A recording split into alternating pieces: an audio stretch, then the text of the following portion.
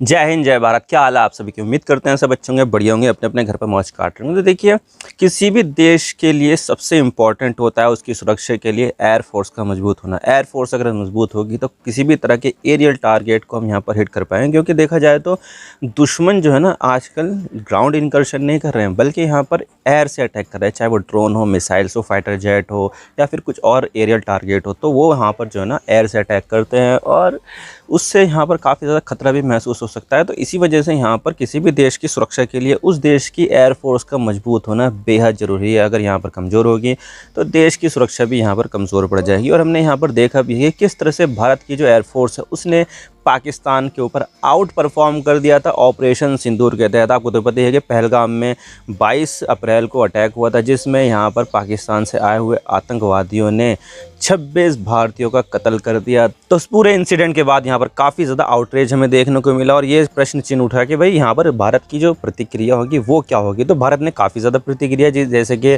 सिंधु नदी समझौते को ख़त्म कर देना, मतलब कि सस्पेंड कर देना। अभी के लिए पूरी तरह से ख़त्म नहीं हुआ है, वो सस्पेंड हुआ है। और इसके अलावा उस नदी का जो पूरा जल तंत्र है उसमें नदियों के ऊपर जो भी उससे रिलेटेड नदियाँ हैं वहाँ पर बांध बनाना, पानी को रोकना, ताकि पाकिस्तान का पास जो पानी जाने वाला है उस पानी को रोककर भारत में आ जाए वो पानी। तो इस तरह के कुछ मेजर उठाए, लेकिन यहाँ पर सबसे बड़ा मेजर तो था वो था यहाँ पर पाकिस्तान में मौजूद आतंकवादी ठिकानों पर हमला करना। और भारत ने यहाँ पर ये जो हमला किया वो ऑपरेशन सिंदूर के तहत किया।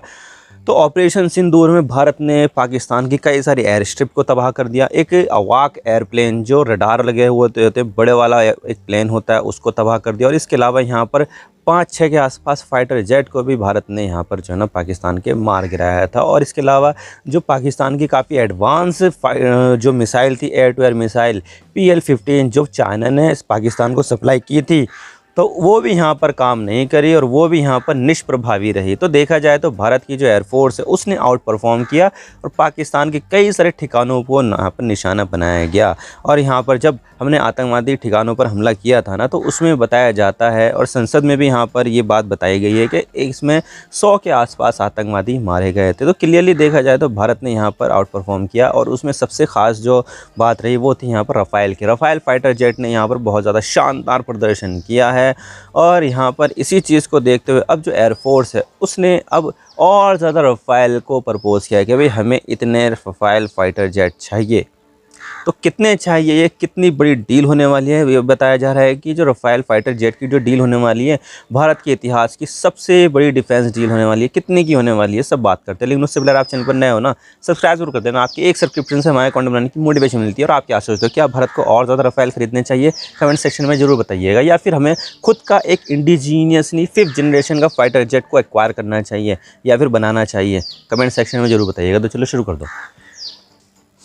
तो बात मैं करूँ डील की ना, तो डील होने वाली है ये 2 लाख करोड़ रुपए की। 2 लाख करोड़ अपने आप में बहुत ज़्यादा बड़ी डील होने वाली है। और उसको फेज़ वाइज में जो है ना खर्च किया जाएगा कि एक साथ यहाँ पर पैसे नहीं देने पड़ेंगे, बल्कि यहाँ पर फेज़ वाइज में कभी कितने दे दिए, कभी कितने, कॉन्ट्रैक्ट की शर्तों के हिसाब से। और भारत यहाँ पर इतने पैसे एक साथ दे भी नहीं सकता है, क्योंकि भारत के और ज़्यादा दूसरे खर्च भी हैं।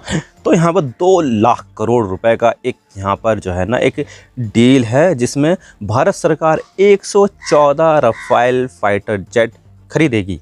और उसमें यहाँ पर ये भी बताया जा रहा है कि इसमें बहुत अच्छी जो बात है वो ये है कि इसके 60% से भी ज़्यादा जो कंपोनेंट है वो इंडिया में ही मैन्युफैक्चर किए जाएंगे। और जो 40% कंपोनेंट है वो वहाँ फ्रांस आएंगे, क्योंकि रफ़ाल जो है वो फ्रांस बनाता है।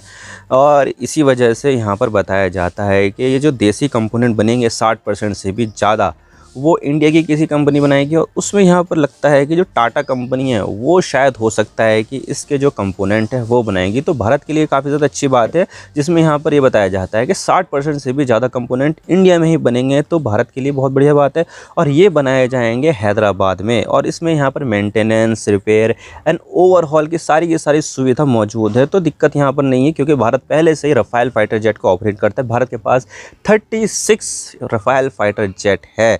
और इसके अलावा यहाँ पर भारत ने 36 का और ऑर्डर दे रखा है। तो यहाँ पर टोटल आने वाले समय में ये कितने हो जाएंगे, 72 हो जाएंगे। और 114 अब आने वाले समय में और जो है ना भारत सरकार ऑर्डर दे देगी, तो कितने हो जाएंगे ये हो जाएंगे पूरे पूरे 186, जो अपने आप में काफ़ी ज़्यादा बड़ी फ्लीट हो जाएगी। और इसको पूरा होने में मुझे लगता है कि अगर आज ऑर्डर दिया जाए तो आने वाले 10 साल में ये 114 फाइटर जेट भारत सरकार को हासिल हो जाएंगे।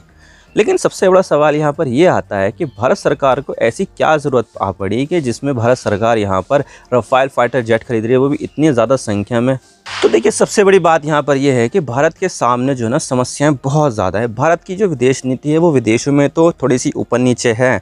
भाई, भारत के जो संबंध है वो रशिया के साथ हमेशा से बढ़िया हैं, आज भी बहुत ज़्यादा अच्छे हैं।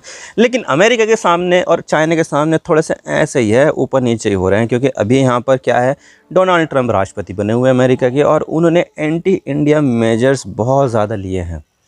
भाई, उन्होंने टैरिफ लगा दिया। भाई, इतना ज़्यादा टैरिफ तो किसी भी देश के ऊपर नहीं है। सबसे ज़्यादा इंडिया और ब्राज़ील के ऊपर ये 50% का, जिसमें से यहाँ पर ये बताया जाता है कि 50% में से 25% तो रेसिप्रोकल टैरिफ है, नॉर्मल टैरिफ है। और इसके अलावा जो 25% जो एक्स्ट्रा है वो भारत के ऊपर इसीलिए लगाया गया है क्योंकि भारत यहाँ पर रशिया से सस्ता तेल खरीद रहा है। और अमेरिका की दुश्मनी आपको तो पता ही है, रशिया के साथ है।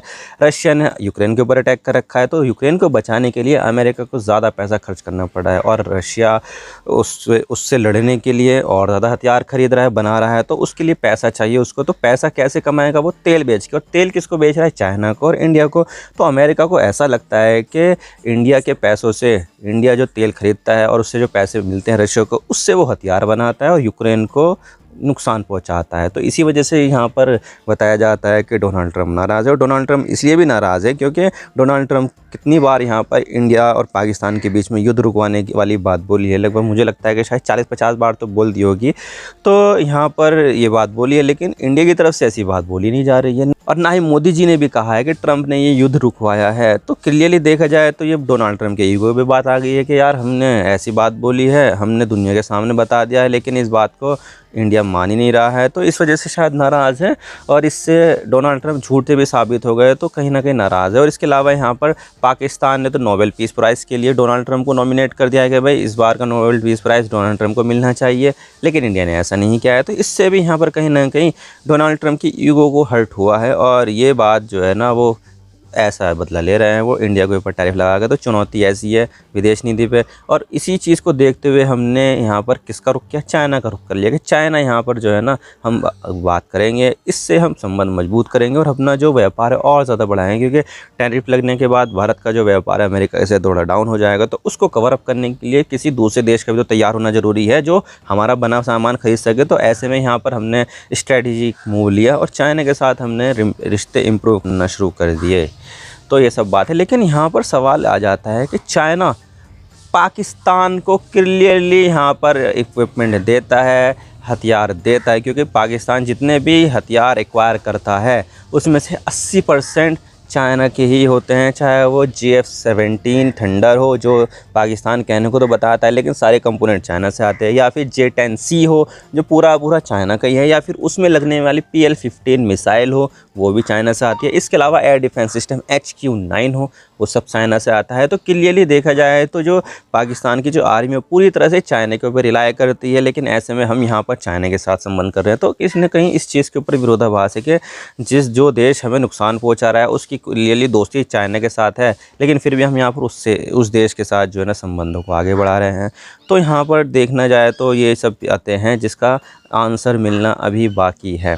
और यही सब चुनौती भारत के सामने आ रही है क्योंकि पाकिस्तान और चाइना के बीच में संबंध मजबूत होने से पाकिस्तान को चाइना के बहुत ज़्यादा हथियार मिल रहे हैं। पाकिस्तान के पास J-10C है, J-17 थंडर है। इसके अलावा 5th जनरेशन का फाइटर जेट भी यहाँ पर पाकिस्तान को चाइना से मिलने वाला है, और जो लगभग अगले 2 सालों में इंडक्ट हो जाएगा। और जब भारत का जो बना रहा है, भारत यहाँ पर जो AMCA fighter jet, advance medium combat aircraft, उसको बनने में और इंडक्ट होने में 10-11 साल लग जाएंगे। तो क्लियरली देखा जाए तो पाकिस्तान के पास पहले एडवांस फाइटर जेट आ जाएंगे। तो भारत को यहाँ पर ये चिंता होगी कि यार, फाइटर जेट पाकिस्तान के पास 5th जनरेशन का आ रहा है और हमें यहाँ पर अभी बहुत ज़्यादा टाइम लगेगा। तो ये सब चीज़ें नहीं चलेगी, हमें भी यहाँ पर कैचअप करना है और हमें यहाँ पर पाकिस्तान से आगे बढ़ना है। तो हमें यहाँ पर अपनी एयरफोर्स को मजबूत करना होगा। और इसके अलावा हमारी जो चुनौती है वो दूसरी जगह पर भी है, जैसे कि बांग्लादेश में सत्ता परिवर्तन हुआ पिछले साल, उसके बाद से लगातार हमारी चुनौतियाँ बढ़ रही है। मोहम्मद मुनूस मोहम्मद यूनुस जो है वो चाइना के साथ और पाकिस्तान के साथ दोस्ती बढ़ा रहे हैं, जिससे यहाँ पर उनकी टीम आ रही है। और कहीं ना कहीं ये सब जो है ना इंडिया के लिए एक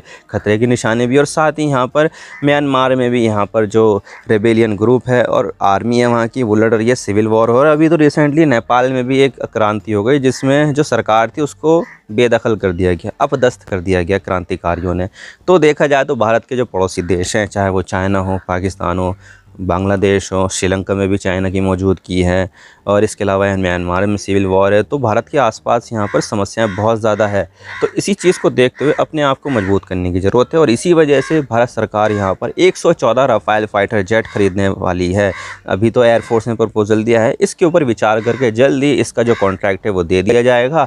और इसका जो टोटल अमाउंट होगा 2 लाख करोड़ होगा, जो भारत सरकार का अब तक का इतिहास का सबसे बड़ा डिफेंस कॉन्ट्रैक्ट होने वाला है।